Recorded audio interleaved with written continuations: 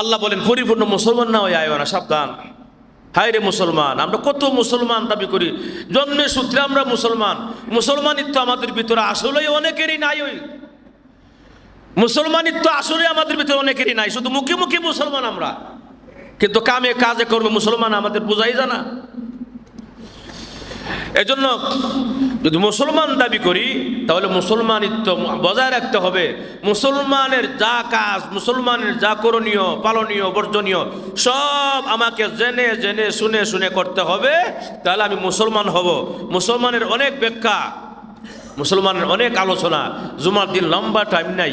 এজন্য ভাইয়ার আমার, আল্লাহ বলেন প্রথম আয়াতে, ইয়া আইয়ুহাল্লাযীনা আমানুত্তাকুল্লাহ, হে ঈমানদাররা তোমরা আমারে ভয় করো।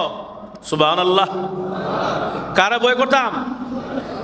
আরে বাবা রে বাবা, আল্লাহ নিজে কয় আমার ভয় করো, কি আজীব ব্যাপার। আল্লাহর তো এমনি ভয় করার কথা, আল্লাহর তো এমনি ডরানোর কথা, আল্লাহ আবার নিজে কইতেছে আমারে ভয় করো। সুবহানাল্লাহ জোরে কর। বলেন আল্লাহর উপরে কোনো শক্তি আছে? কথা কোনা, আল্লাহর উপরে কোনো শক্তি আছে?